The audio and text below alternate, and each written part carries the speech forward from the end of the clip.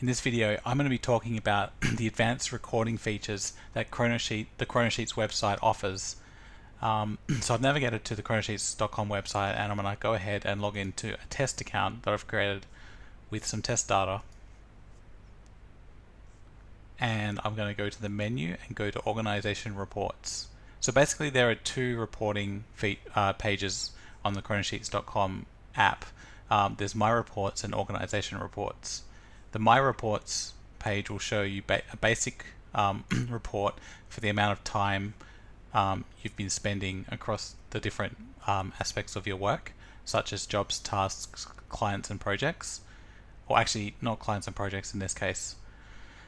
At the top, it will show a consolidated chart which shows you the total amount of time, and in this case, it's per week. If we zoom down to a smaller time period, say the first week of May, or the first 2 weeks of May, it will actually break it down to day by day. So the rule is, if it's less than or equal to two weeks, the total time period, then each point will be a day. Whereas if it's greater than 2 weeks, say 4 weeks, you'll actually group everything into a week by week basis. And this applies to all the line charts in ChronoSheets reports. So you can also change to minutes as well, which gives you, basically updates the y-axis to show you, the number of minutes per x. So if I go to, now I want to show you the organization reports. This is a much more advanced view. It actually reports, so this is like, there's like a full report mode for the entire organization, and it reports on all the information from all the employees under your organization. So this particular test account has been given the required permission to access this page. If I go back, just on a bit of a side note, if I go to users and I choose a user from here and open that up, you can see there are this set of permissions here, and the permission that my test account has got is can view all employee reports, that one there. With that enabled, this particular user, when they log in, will actually see this organization reports page and be able to access the data and the views. So from the start, we're looking at, there's a date range set for 2 months, and you can set up to a maximum, you can go up to a maximum of three months worth of data. So I might just start from the 1st of January 2018 up until the end of March 2018.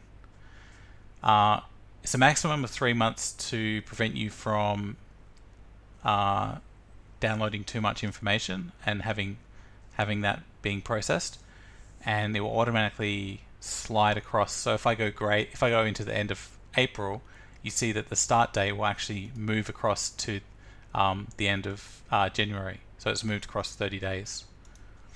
Another thing you can do, by default, it will show, the data in each of these views is for all the employees under the organization. But if you want, you can actually narrow it down to a particular employee or like a group of employees. You might want to actually see the data for three of your employees, say these three here, and with that selected, all the views on this page will be updated. So with three employees, you can see the number of hours is sitting around 140 to 145. Whereas if I add another employee to the list, to this particular filter, it should jump up another 30 or 40 hours. So now we're at 190 to 195 hours.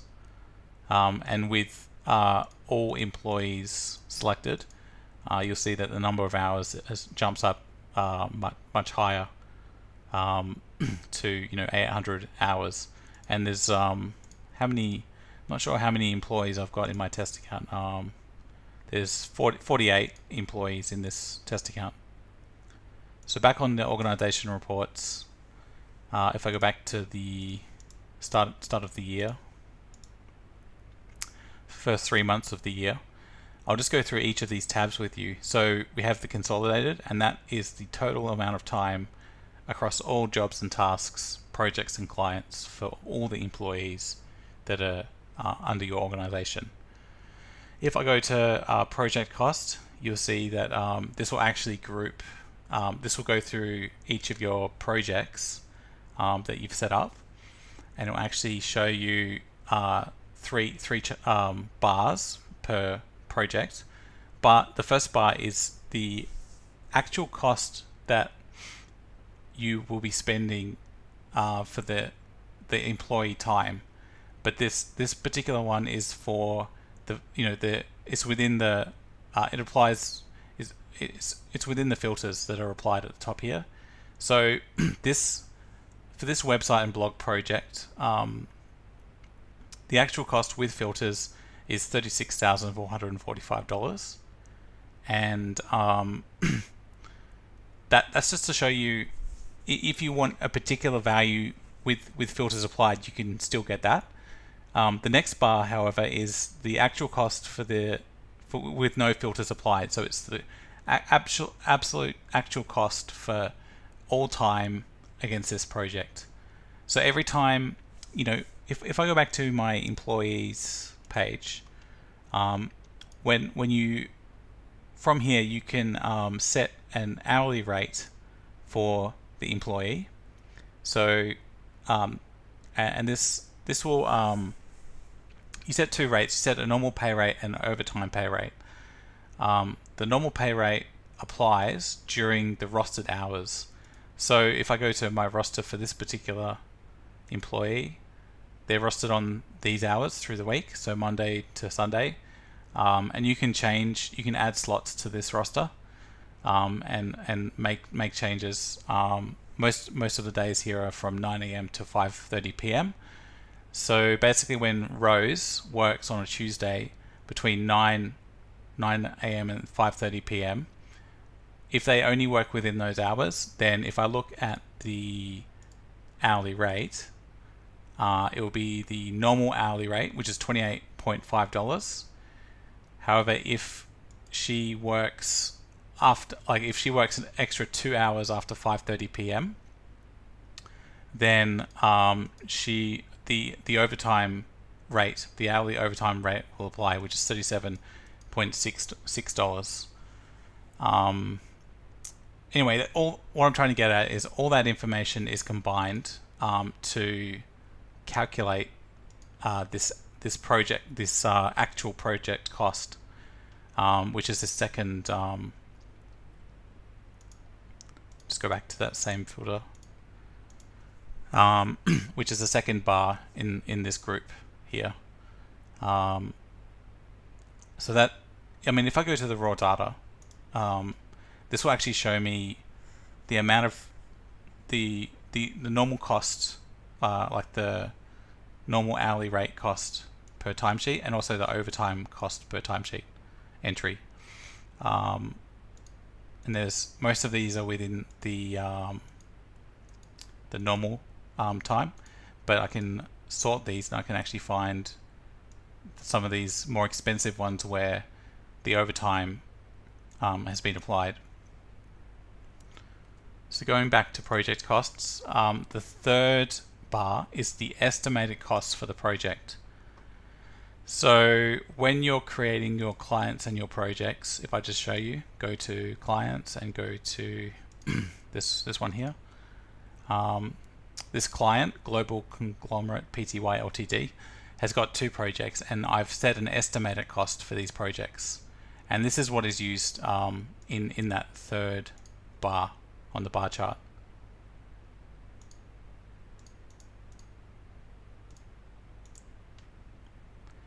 Anyway, getting back to it, the idea is this is supposed to be like a quick view into, are you meeting the target of the estimated cost for the project? in the future, I do want to introduce not just cost for projects, but also a timeline for your projects. But that's coming in the future sometime. It's not available yet. So you can see some of these have got like a very high estimated cost, and you know, the actual cost, you know, is only you know, about half of that, for example. You can also, if you want to narrow down to one particular project, you can uncheck the projects you don't want to see from here. So if I just want the central phone call database, I can do that, and I can see much clearly exactly how much the project's, you know, costing and everything, and how I'm tracking against my estimated cost. In this particular case, the actual cost for all time has exceeded the estimated cost. Just another note on project cost: there are alerts, email alerts that are sent out from ChronoSheets to whichever employee is subscribed, and basically it will send you an alert when the actual cost approaches a certain percentage of the estimated cost. So you can get like a notification straight away when, you know, as soon as the employee submits a timesheet and that amount of cost for that timesheet entry bumps it up like above 50% of the estimated cost, for example, an email will be sent saying, you know, such and such project has reached over 50% of the estimated cost. And you can change the alert settings back on the users manage users page.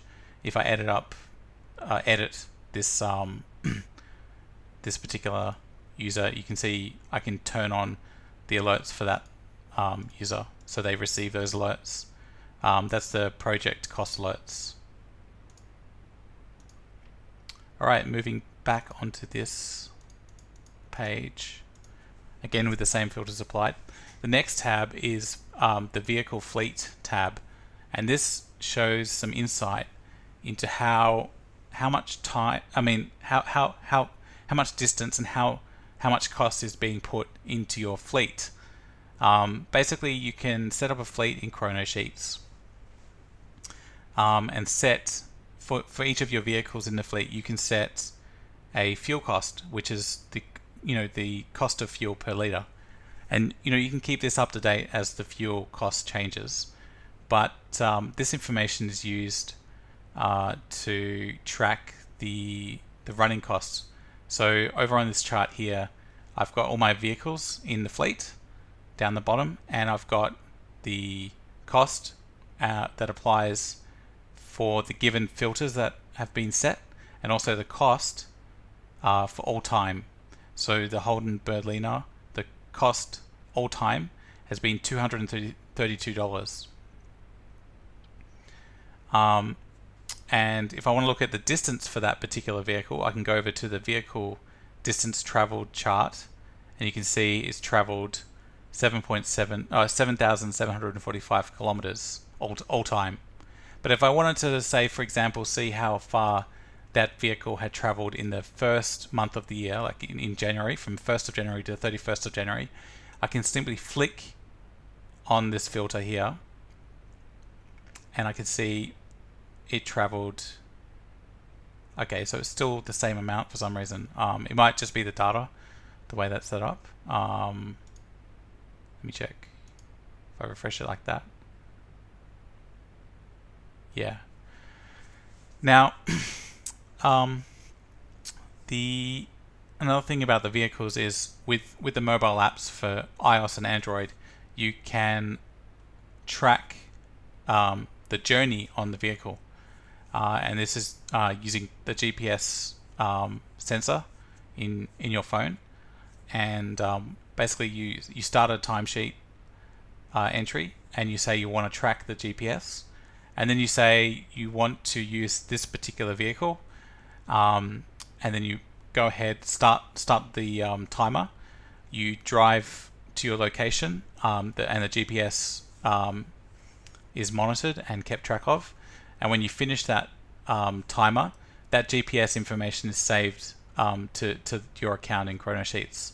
So at the moment I'm looking, I'm in the organization reports view.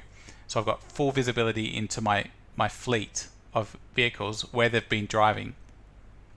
So each of these panels is a trip, and you can see the first two panels are from Christian, and he's traveled through Melbourne.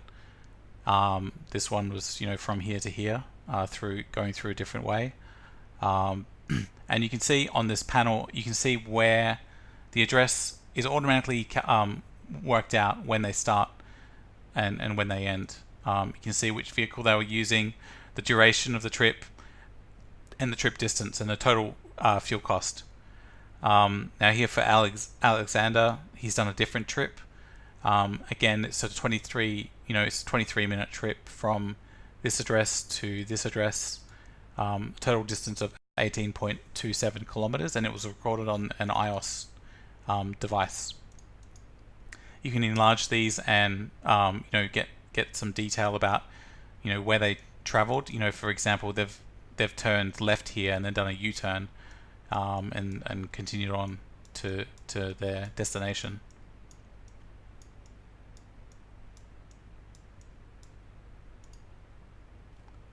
All that information is there for you to look into. You might have an employee that sits in the office and monitors the fleet, or you might want to do at the end of the month. You might say it's the end of February. You might flick over these filters to filter only the data for February, and you can see the journeys that happened only in February. Now going back to this this chart, I think I know why. I was looking at the all time, but actually, so a better example is, so in February this particular vehicle traveled just over 1,000 kilometers. But if I wanted to look for the first 3 months of the year, from the 1st of January to the end of March, I can go ahead and do that there, and I should see, okay, so now it's 1,733.76 kilometers. So yeah, it does actually apply. I was comparing the all-time distance, and that's going to always be the same because it doesn't, the filters do not apply. Okay, so moving on to file attachments. Need to move forward, I think. So file attachments, not showing.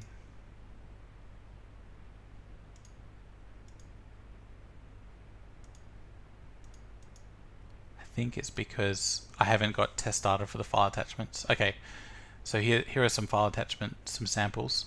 File attachments can either be, they're attached to the timesheet, and they can either be uploaded from the mobile apps, Android or iOS, or they can be uploaded from through the website. And actually, I'll just show you. If I go to my timesheets page from here, if I've just finished for the day and the last task had some maybe it was I was creating some advertisements, and I went to a shop and I paid for some prints or something like that, I can actually attach the file to that particular timesheet record, and adding it from here will upload it and save it to your account. And as the owner of the business, I want full visibility into all the attachments that have been uploaded from the other my employees, so I can check things. I can look at receipts. Here's a receipt that's been attached by Edward Osborne, and I can actually open that up, download it, and actually view it on my desktop computer straight away. And there are you can upload and attach Word documents, images, PDF documents. So I mean these first file attachments at the top have been uploaded from through the web browser, whereas these ones down the bottom have been tagged as being uploaded from Android or iOS mobile apps. The next tab is Jobs and Tasks. Now, Jobs and Tasks, these are selected when you make a timesheet record, and this this looks a bit messy because it's random test data, but it might make more sense if it was actual real data. But yeah, it's pretty self-explanatory. It's basically the date. It's a time series. The date down the bottom, week by week, and the number of hours on the y-axis. So you can see how you're tracking with, say, where the time is being spent on tasks, or where it's being spent on jobs. It also shows you a total. So actually, if I just go to the first 2 weeks of January, sorry. You can see it a little bit more clearly now because it's day by day. On the weekend, nothing is happening. No work is being done, which is a good thing. And through the week, the work ramps up again to various amounts of time. So you can see where most of the time is being spent.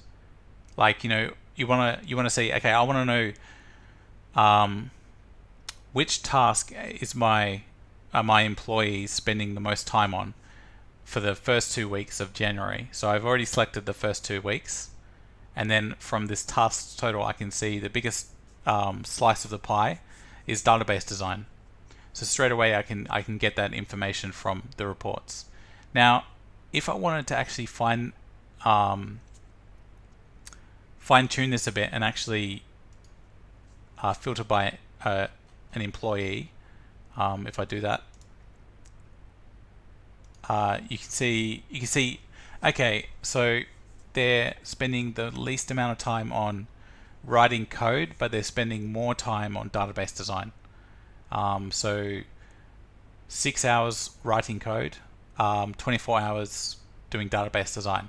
So that's for Edward in the first 2 weeks of January, and that's the number of hours. You can see where they're tracking through the week. So on the 9th of January, they spent 4 hours doing user acceptance testing. You can start to see these spikes, and you can see these outliers and stuff. So this one there's 3.9 hours on software design for the 8th of January. Now, clients and projects work very similar. It's just that you're looking at different information here. So with it's the same format. It's just different data.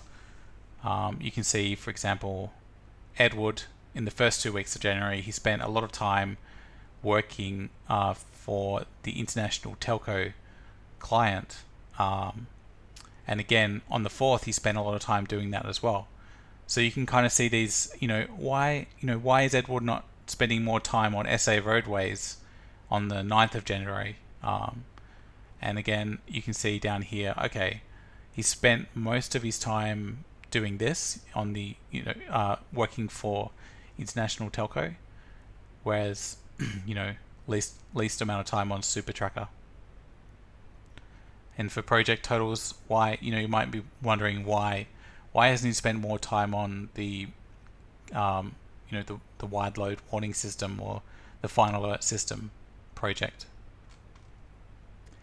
And finally, after, those first 6 tabs kind of summarize all the information across the entire organization.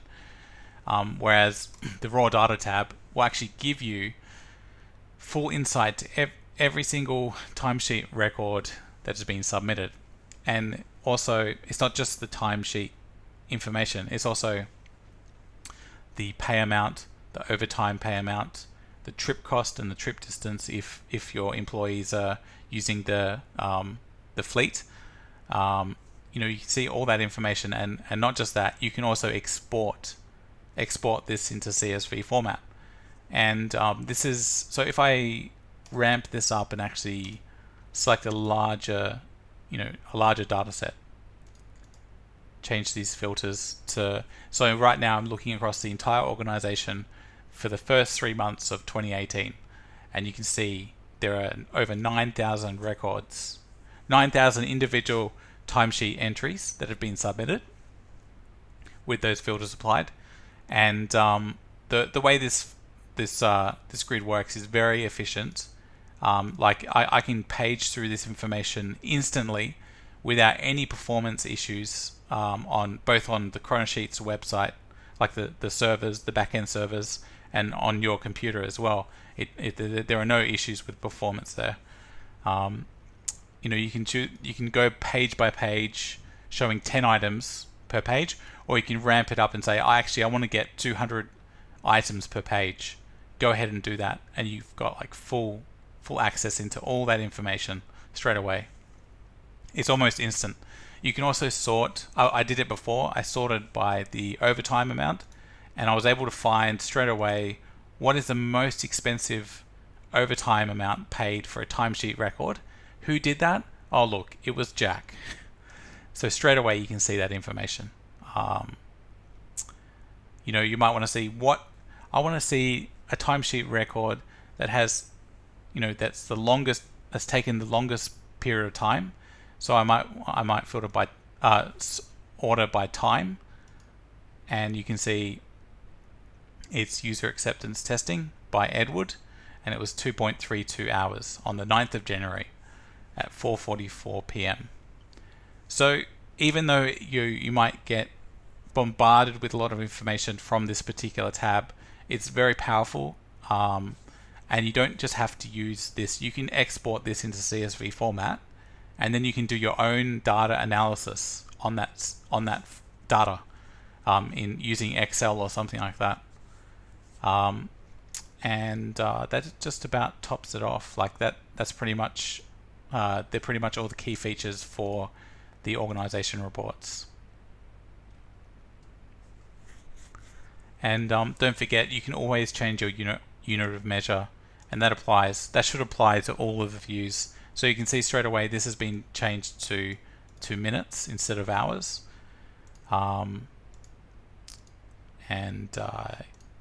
Just change that back to 10. So, I'll just export this and I'll show you what it looks like anyway.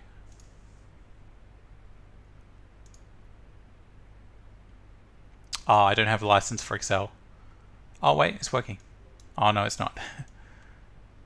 Oh yes, it is. Is read only. Okay, so this is the full download of every single timesheet record for the first 3 months of 2018. 9,370. And if we look here, 9,369. Oh yeah, and there'll be one row at the start which is the name of the column. So yeah, that matches up. Yeah, so you can then do whatever you want with this information. You can save it for backup or archival.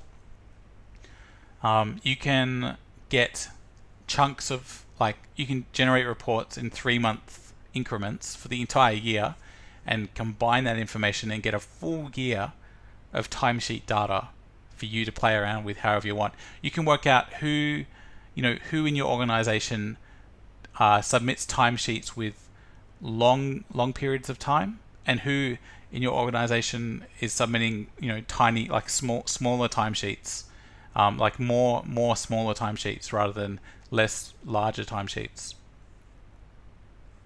Thank you for listening, and I will see you next time.